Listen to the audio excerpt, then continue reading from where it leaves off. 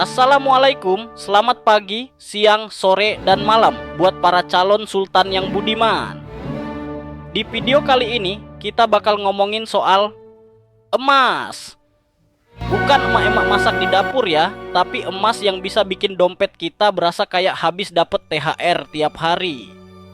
Nah, tahun 2025 ini, katanya nih, investasi emas makin menggoda. Bener nggak sih? Atau cuman hoax kayak mantan bilang masih sayang? Dalam video kali ini kami akan melihat atau berbicara mengenai kenapa emas. Ada apa dengan emas? Mengapa banyak sekali masyarakat Indonesia yang berbondong-bondong membeli emas antam? Kenapa nggak rame-rame datang ke masjid? Pada bulan April, harga emas naik melesat, masyarakat Indonesia terpanjat, banyak yang tiba-tiba jadi berat. Ada apa dengan emas karat? Apakah membeli emas adalah pilihan yang tepat? Apakah bijak membeli emas di saat harganya naik melesat? Kenapa tidak menjualnya agar dapat keuntungan yang berlipat-lipat? Jadi gini, bos-bosku semua, tahun 2025 ini, emas itu bukan cuma berkilau di jari mantan pas nikahan, tapi juga di pasar investasi. Para analis bukan analis cinta ya. Ini analis ekonomi bilang harga emas bisa tembus sampai 2.850 dolar per ons. Buset dah. Itu kalau dikonversi bisa dapat bakso sekelurahan, Bang. Naiknya harga ini dipicu sama banyak hal.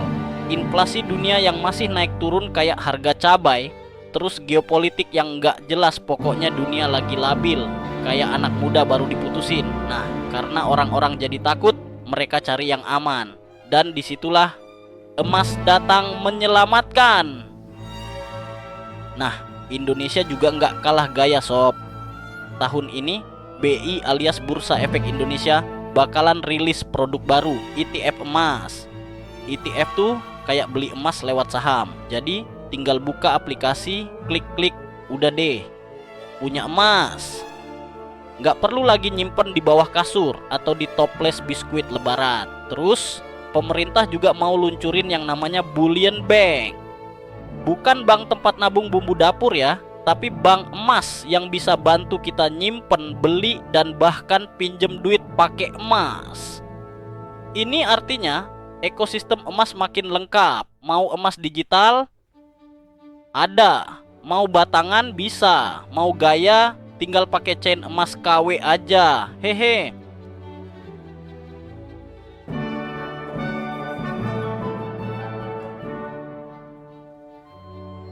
Sekarang kita masuk ke bagian penting nih, yaitu strategi investasi emas tahun 2025. Tenang. Ini bukan strategi rumit kayak ngerayu mertua, tapi cukup logika warung kopi aja insya Allah paham. 1. Diversifikasi. Jangan taruh semua duit di satu jenis emas. Campur antara emas fisik, digital, dan ETF. Biar nggak panik kalau salah satu turun. Ingat kata pepatah, jangan taruh semua telur di satu keranjang. Apalagi kalau keranjangnya bolong, bisa jadi bubur telur. 2. Pantau harga. Namanya emas, harganya naik turun. Pas turun, beli. Pas naik, pamerin ke grup WA keluarga sambil bilang, makanya nabung emas jangan nabung janji doang. Ngomong-ngomong soal harga, per 18 April 2025, harga emas antam 24 karat berada di angka Rp1.916.000 per gram, dan harga buybacknya di Rp1.765.000 per gram. Jadi, kalau kamu beli hari ini dan mau jual lagi, selisihnya sekitar Rp150.000 per gram. Artinya, buat dapat untung, kamu perlu nunggu harga naik lebih dari selisih itu. Jadi sabar ya, jangan buru-buru jual, kayak jualan gorengan pas buka puasa. 3. Perhatikan biaya tambahan. Harga beli itu belum semua bos. Ada juga biaya simpan, asuransi, ongkir, bahkan pajak. Jadi kalau beli emas, pastiin hitung semua itu. biar nggak kayak beli gorengan, dikira 5.000 dapat 3, ternyata cuma 2 karena ukurannya jumbo. 4. Konsultasi sama yang ngerti. Kalau bingung, jangan tanya ke tetangga yang hobinya ngutang, tapi sok tahu soal kripto. Tanya sama perencana keuangan, atau minimal nonton channel inilah, lumayan dapat ilmu plus ketawa gratis.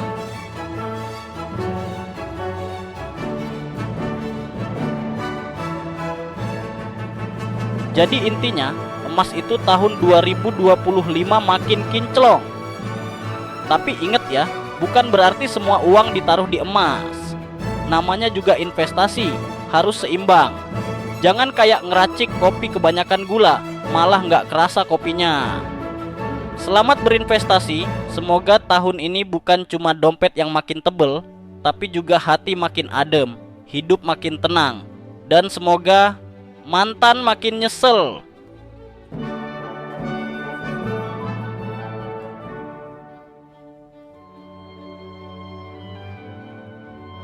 Kalau kalian sudah mantap ingin berinvestasi emas, kalian harus tahu keuntungan dan kerugiannya.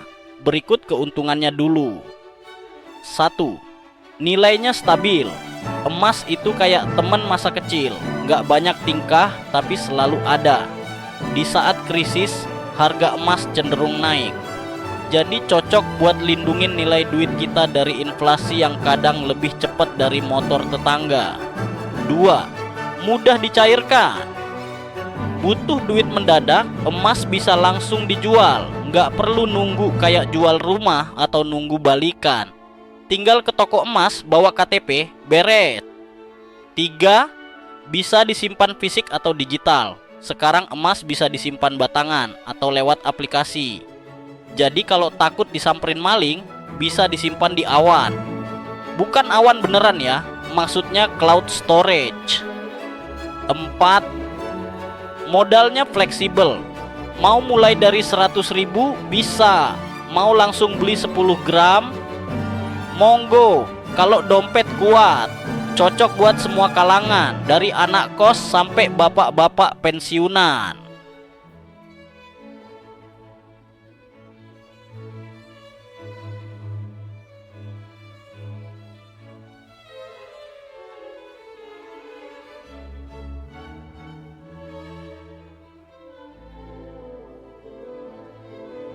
Tapi namanya juga hidup, nggak semua yang kinclong itu selalu aman. Sekarang kita bahas sisi gelapnya, maksudnya kerugian investasi emas. 1. Nggak ada passive income. Emas itu diem aja, nggak ngasih dividen, nggak nyetor bulanan. Jadi kalau kamu tipe yang suka dapat pemasukan rutin, ya emas bukan jawabannya. Dia cuma anteng kayak mantan yang udah move on. 2. Harga bisa naik turun. Walaupun stabil dalam jangka panjang, tapi jangka pendeknya bisa fluktuatif. Bisa beli di harga tinggi, pas butuh uang malah harganya turun. Rasanya kayak beli gorengan, ternyata isinya angin. 3. Ada biaya tambahan. Kalau beli emas fisik, ada biaya cetak, simpan, pajak. Kalau digital ada fee platform. Jadi nggak semudah nabung di celengan ayam. 4. Rawan kehilangan kalau fisik. Namanya juga benda berharga, kalau disimpan sembarangan bisa hilang. Jangan ditaruh di toples kongguan, ntar dikira biskuit sama keponakan.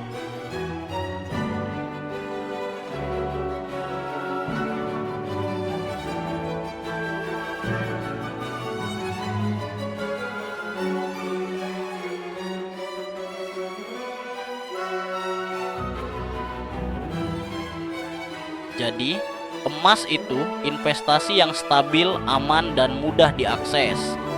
Tapi tetap ada kekurangannya yang harus kita perhitungkan. Cocok banget buat jangka panjang, buat simpenan masa depan. Tapi jangan dijadiin satu-satunya sumber investasi. Ingat, investasi itu bukan soal gaya-gayaan, tapi soal perencanaan. Sampai jumpa di video berikutnya.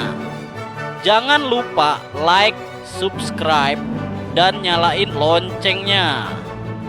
biar kamu makin cuan dan tetap jadi bapak-bapak bijak yang gak gampang panik.